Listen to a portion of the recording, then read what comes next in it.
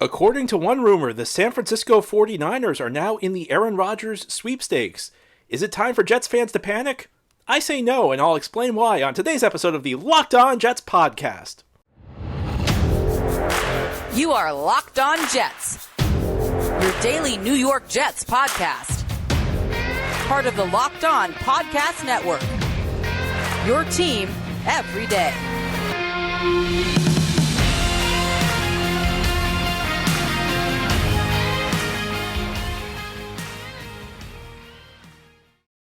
Welcome, this is the Locked On Jets podcast, part of the Locked On Podcast Network, your team every day. It's Wednesday, April 5th, 2023, and I'm your host, John B. from GangGreenNation.com, thanking you for making the show your first listen or first watch every day. Subscribe for free on YouTube or wherever you get your podcasts to get new episodes as they're posted. If you enjoy the show and are listening on a podcast source, please give it a 5-star review. If you're watching on YouTube, please give this episode a big thumbs up. These things help Locked On Jets out and help other Jets fans find the podcast. Today we go to our weekly mailbag. Thanks so much to listeners who sent in questions. Each Wednesday we try to do a mailbag show. And we begin with the question, or the topic that's on everybody's mind, Aaron Rodgers. John, I'm not sure if the supposed 49ers interest in trading for Rodgers was leaked from the Packers, but if it was, and this was some attempt to get the Jets to drop their need for an insurance pick in the 2025 draft, if I'm Joe Douglas, I'm changing my course of action. I'm immediately scheduling a meeting with Lamar Jackson and making it public. Put the heat on Green Bay and see who's panicking more. There's no way Joe Douglas should agree to a trade without protection. So a bit to unpack here. First is that there was a rumor, and I discussed it on yesterday's show, from Craig Carton, a longtime WFAN host, a guy who apparently has some sort of cable show on FS1, that the San Francisco 49ers are now kind of speaking with Green Bay about a potential Aaron Rodgers trade. And the rumors between the Jets and the Packers as they discuss trades is that the Jets are looking for some sort of protection in return in this deal. Essentially what they want is that if Rodgers retires after 1 year, they want the Packers to send them a draft pick for that. So essentially a conditional draft pick. Jets don't get anything if Rodgers plays the second year, but if Rodgers only plays 1 year, the Packers have to send the Jets a pick back. And the Packers are declining to do this, and that's not the only delay in a Jets-Packers deal, but it's one of them. So are the San Francisco 49ers in the mix? And I discussed this a bit yesterday. I think it's a bit too early to panic if you're a Jets fan and you want Aaron Rodgers, because this is very early in the game. It's one rumor from a guy who, Craig Carton, you can love him, you can hate him. He's not a guy who has a big-time track record of breaking NFL news. I'm sure you could point to a story here or there that he's broken. This is not from Adam Schefter. It's not from Ian Rappaport. It's not from a guy who's known for breaking stories. And, anything is possible, and that's true. Nothing's done until it's done. So there's always the possibility this thing could fall apart between Rodgers and the Jets, but there's still some very powerful forces suggesting this deal is going to get done. I think part of it's the 49ers the Packers want to trade Rodgers to the AFC. They don't want to have to compete against Rodgers in the NFC. I think the other aspect of this, Aaron Rodgers has said he wants to come to the Jets. Now, could he change his mind? Of course. If another team comes into play, then it could happen. But it's a little early to jump to conclusions that this whole situation is going downhill for the Jets. I think that would be very premature. So what should the Jets do in this situation? The suggestion is they should perhaps express interest in Lamar Jackson. Here's the problem with that. There's no real credible way you could convince the Packers the Jets are interested in Lamar Jackson, because they've denied it the whole time. Just like they passed on Derek Carr because they felt like there was a possibility they could get Rodgers. At this point, it's pretty clear that Rodgers is their only option. There is no plan B for the Jets right now. And that puts them in a bit of a tough spot. Now, the counter to that is the Packers are also in a bit of a tough spot because they have this guy with this bad contract, and they have to get rid of him. So, there's been this long time debate about, it's been going on for weeks about which side has leverage. Packers fans want to claim that their team has the leverage, and some people in the NFL media are buying that. I think it's kind of a ridiculous point. Both teams need a deal to happen. So I think that this is part of the challenges with the way the Jets have played this. And this was something I said before the official start of the offseason. The Jets really needed a quicker timetable than what's played out, because you've essentially put yourself in a position where it's Aaron Rodgers or bust. And it's not the position you want to be in. You wanted to give yourself a plan B, a plan C. The Jets needed this to happen in a quicker time frame because otherwise you'd run the risk of ending up in the position you're in, where you're at this stalemate. Now, fortunately for the Jets, there's not really another suitor in play at the moment, but there's always the possibility some other team could come into the mix. And I one of the things I really question about the Jets' strategy, and this happened last week with Joe Douglas, where Joe Douglas was asked about Lamar Jackson. He said, no, we're negotiating in good faith. And my educated guess, and this is no insider information, my educated guess is that the owners pretty much said we're getting Aaron Rodgers. Because I don't understand why you would take an option off the table, especially when you're trying to finish the deal. Especially when you're in a situation where there are some differences between what the Packers want the Jets to give up and what the Jets are willing to pay for Aaron Rodgers. Wouldn't you like to at least have the pretense of another option? The Jets have kind of taken that off the table. And I think we're at the point where it's kind of difficult for me to see how the Jets could even look credible in trying to move on to Lamar Jackson. I'm sure Lamar Jackson would love it. I'm sure Lamar Jackson would love to have another suitor because, it seems like there's not a lot of action on that front. And, we can discuss the merits of Lamar Jackson. Personally, I think that would be an option that makes more sense than Aaron Rodgers. But the Jets have pretty much shown that they're not interested in anybody else. Aaron Rodgers is their guy.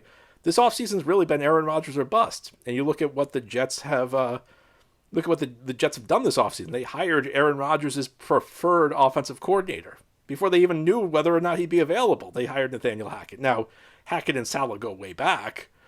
And I'm not saying that necessarily that was the only reason, but you got to think that was a big part of the way the Jets acted. They brought in Alan Lazard, a receiver who has a history of working with Rodgers in the past, and a guy who reportedly was at the top of that list. We could discuss whether or not it was a list of demands. It doesn't sound like it was necessarily a list of demands. And Rodgers claimed that the report was false and then kind of confirmed it a few weeks ago when he was on the McAfee show. We know Rodgers wanted Lazard. And we know that was a factor, and I mean, it may have been the factor behind the Jets getting Lazard, because I'm not sure the Jets would necessarily be all that interested in the receiver of Alan Lazard's caliber for the price he got, unless Aaron Rodgers came into play. And when you think this through, I mean, for another team to come to get into the mix, they'd have to convince Aaron Rodgers that they're a better fit. And the Jets, I mean, is Aaron Rodgers going to find another team that's willing to pretty much give him anything he wants? I mean, it doesn't matter what Aaron Rodgers wants. The Jets are going to try and make it happen. They may not be able to, but they're going to try and make it happen. So I think that the challenge right now, as much as anything, is that both sides need to get this deal done, but both sides don't really have any motivation to get this done in the near future. Now, I think the next kind of the next turning point could be the draft. And the question is, how much do the Packers want to get 2023 draft picks? There's a school of thought out there that the Packers will want to load up this year so they can put as many players around Jordan Love as possible. I'm not sure how convinced I am of that, though, because I think the biggest reason you'd want picks this year is if you were in a situation like Joe Douglas and Robert Saleh, where your job's on the line. And if you have 2024 pick may be of no use to you if you're fired. I don't think that the Packers GM and coach are in that situation. I think they can wait. And fine, you want to load up around Jordan Love, but really the Jets' offer right now is a second round pick. Is a second round pick going to make or break Jordan Love? And it may not even, you may use that second round pick on a defensive player anyway, so it may not even really impact Jordan Love that much. So that's the next question. I mean, I think the point where both sides really need to get this done by, it's either the draft, if we're in a world where the Packers really want the 2023 pick. If not, then it's really training camp, because the Packers can't have Rodgers showing up at training camp and creating a circus. And the Jets do need to get Rodgers into camp so he can start working with his teammates. I don't know that the offseason program's necessarily a big deal, but that's really the next turning point.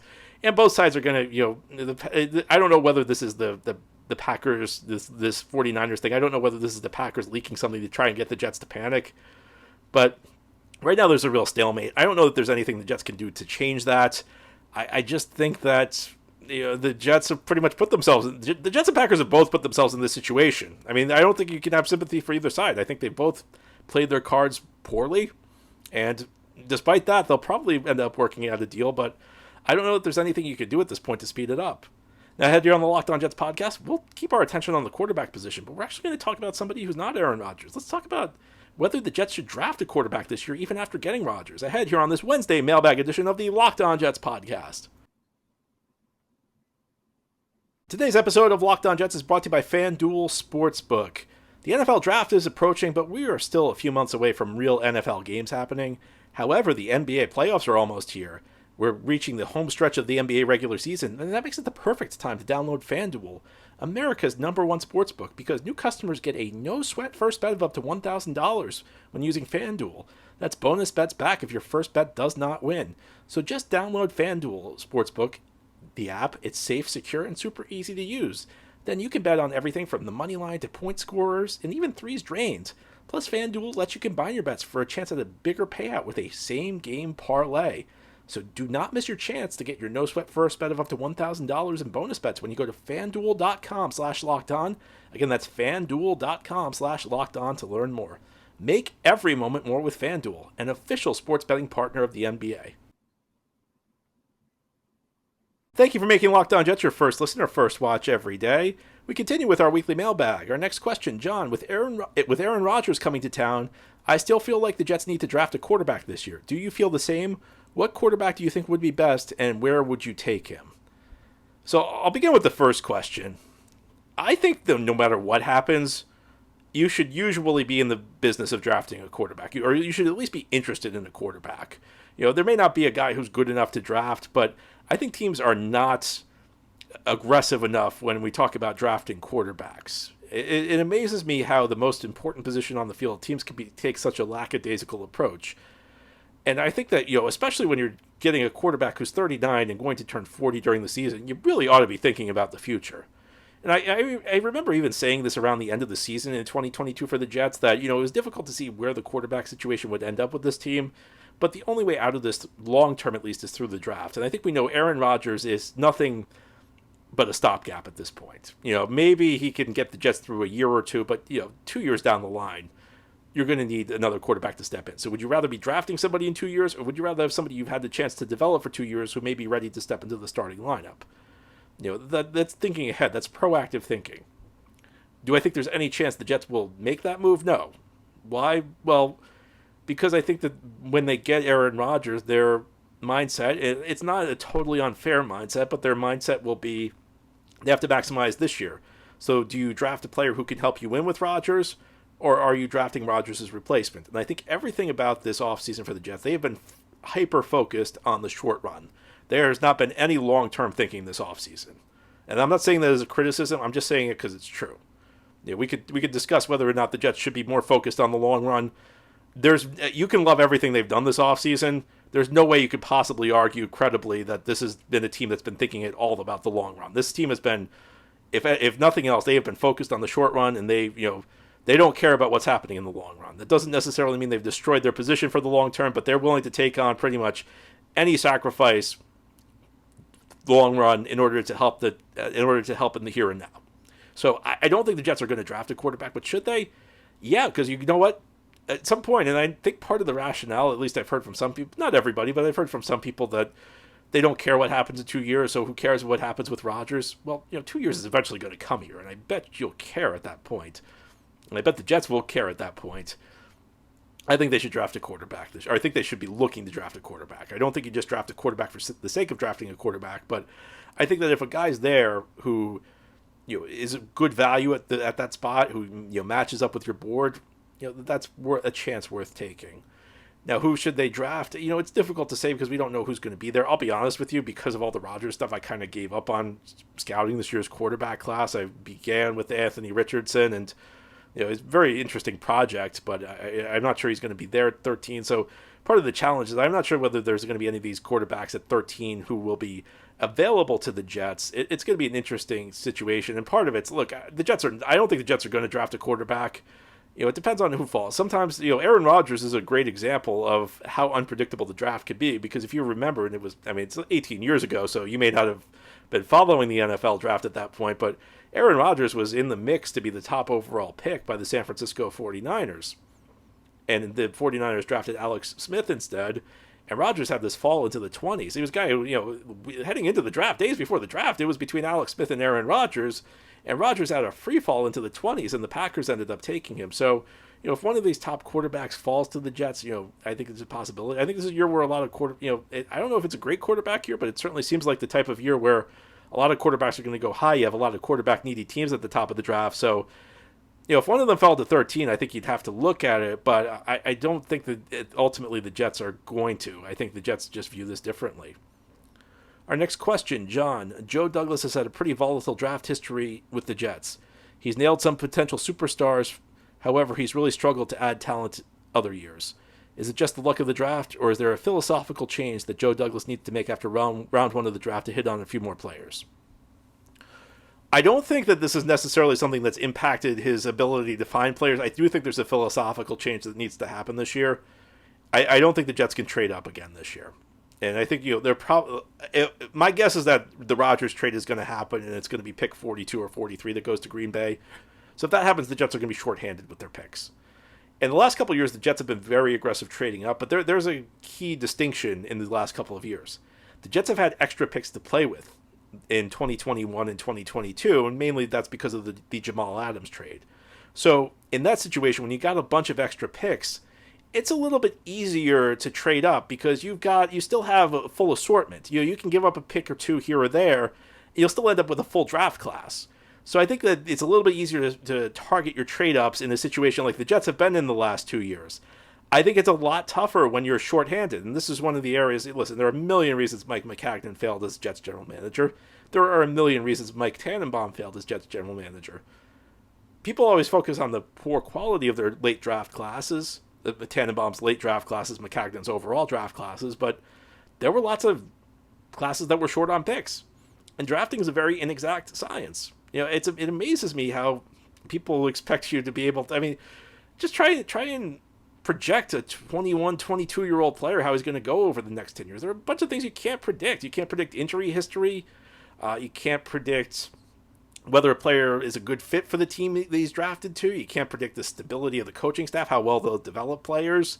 There's a lot that you just don't know. So I always laugh when people act like they have a 100% hit rate when evaluating prospects, because there's a lot that's beyond the prospect's control. So this means that you need as many picks as possible because you're going to get things wrong. So you want to build in as big of a margin for error as possible. If you have an extra second round pick, then you only have to bat 500 to find a good player in the second round. I mean, some of this stuff is like common sense. People treat it like this advanced analytic stuff. It's really just common sense. If you have 2 third-round picks, you only have to bat 500 to get a good player in the third round. You can afford to miss a guy. So I think that Douglas cannot be as aggressive trading up this year because he's already going to be short. If anything, he should be looking to trade down and add extra picks that build in a little extra margin for error. Give the Jets a full draft class, a full assortment of opportunities to hit on players. How's Joe Douglas's draft history? I mean, I think it's okay. I think Douglas's issues are much more on the pro personnel side and, kind of on the roster he inherited where he just had no talent and he needed to hit on an inordinate number of his draft picks.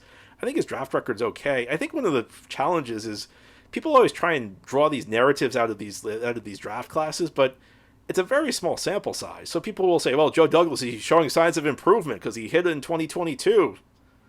Well, maybe he's showing signs of improvement, or maybe it's just luck evening out. Maybe he had 2 first-round picks and he did a good job with both of them, but maybe it's just things evening out in the long run. I think when you're talking about 3 draft classes, it's very difficult to get a gauge on how good Joe Douglas actually is at evaluating talent, at least as far as the draft goes. I think we have a pretty good sense of his record when we're talking about free agency, which is pretty poor. He's not that great at evaluating guys who would be good fits from other teams. We're talking prospects. I mean, there have been some great hits. Sauce Gardner, Garrett Wilson. He drafted 2 rookies of the year last year, both rookies of the year. I mean, that's only happened a couple other times in NFL history. He's had some pretty bad misses. Zach Wilson at the top of the list. And, Mekhi Becton, bad injury luck, but a pick that's not looking very good at the moment. Elijah Moore, clearly a whiff. So, after 3 draft classes, it's difficult to say how good Joe Douglas is. And that's part of the challenge of the NFL is that, we have to make these definitive judgments on these GMs after 3 years when, we don't really have enough. I don't know if we have enough data to say whether Joe Douglas is great or he's bad. He's probably, somewhere in the middle of the pack. Now, here on the Locked On Jets podcast, we'll close out this weekly mailbag show. We'll give some thoughts about the offseason. What player did I want the most in free agency? Which player do I want the most in the draft? Well, I'll give you some thoughts as we continue this Wednesday edition of the Locked On Jets podcast. This is a mailbag edition of the Locked On Jets podcast. Our final question, quarterback aside, which one player in free agency did you want most and why? Well, for me, it was Orlando Brown. From the Chiefs, he originally was with the Baltimore Ravens, was traded to the Chiefs a few years ago, hit free agency, signed with the Bengals. That's quite a path through the AFC. It's like a path through the AFC's elite teams, going from Baltimore to Kansas City to Cincinnati. I've been vocal about this. I think the offensive line needs a lot of work. I don't think you can trust what you have at the tackle position right now. I mean, Dwayne Brown, in his late 30s, Mekhi Becton can't stay on the field. I mean, look, even if Mekhi Becton doesn't miss the full season this year, can you count on him to play a full 17 games? And if he does, what are you getting? You don't really know. Behind him, you've got Max Mitchell, who's, let's be honest, a wild card. Max Mitchell could turn out to be okay. He could turn out to be, not much of a player. So I can't get over when people look at this tackle position and think the Jets are in good shape here. I can't get over this tackle position. People think the Jets are in okay shape here. They really need to address it. And if Aaron Rodgers is coming, again, he's 39. He's not a young man anymore. Or at least in terms of football. You want to protect a quarterback who's about to hit 40. You don't want him to take a lot of hits. He doesn't have the same mobility he had early in his career. So you want to make sure you've got a good line. I don't think the Jets have a good line in front of him. I don't know what the plan is at center. At guard, Laken Tomlinson, is he going to have a bounce back year in tackle? I mean, so you could have at least settled one of those tackle positions. And if they had gotten Orlando Brown, well then you're in a spot where you need one of those three other guys to play well. You need either Brown to give you one more year, or you need Becton to put together a surprising year, or you need Mitchell to develop. Right now, the Jets are in the spot where they need two of those three. If you ask me, can the Jets get one of those three? I think that there is actually a reasonable argument to be made that one of those three can go right. And two of those three is an awful lot, and Brown would have solidified that spot. And here's the other thing: Brown did not get that big of a contract. I actually did not think I thought the deal the Bengals got was a great deal for him. They did. I don't think they overpaid at all for him. I think if anything, they got a pretty good value. So that's the guy for me. It was Orlando Brown. I really wanted the Jets to be in on him. They were in on him. They apparently made an aggressive offer, but unfortunately they were not able to seal the deal. Which one player from the draft do you want to see in green and white? Well, it's difficult to say. I mean, the guy I floated last week, who I think would be an exciting addition, is Bijan Robinson from Texas, a running back who normally I'd be against drafting a running back in the first round, top half of the first round, if nothing else. But I think that this is, first of all, is not a very deep draft class. This is projected to be the weakest draft class since 2013, so there are not a lot of prospects who excite me in this class. I think that Breece Hall is a guy. I think Breece Hall is going to be a guy who's really good for the Jets for the next couple of years, but I think you want to bring him back slowly. I don't think you want to ask too much out of Breece too soon. And I think we're in today's NFL. You're in a spot where you have a backfield rotation for the most part. So if you have two dynamic backs out of the backfield, it really helps you out. And we're talking about protecting Aaron Rodgers. Well, if he can't build a good line around him, and listen, one of these tackles, I think there's a good chance the Jets draft one of these tackles at 13, and you hope that one of them is a plug-and-play guy. But another way to help out your quarterback is just take it off his plate. Run the ball effectively, and you can either build a great run-blocking team, or you can get a back who can do it who can go out there and be dynamic. And the Jets already have one of those backs in Breece Hall. They could add a second back in Robinson. Do I think the Jets are going to do this? No.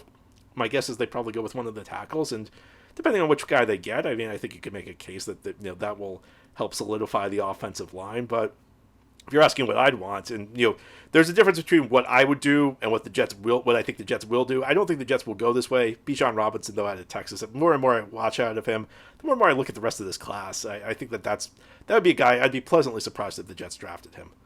Anyway, that's all for today's episode. This has been the Locked On Jets podcast, part of the Locked On Podcast Network. Your team every day is our motto. As always, if you enjoy the show, hit the subscribe button where you're watching or listening so that you'll never miss an episode. If you're listening on a podcast source, please a 5-star review. And if you're watching on YouTube, please a big thumbs up for this episode.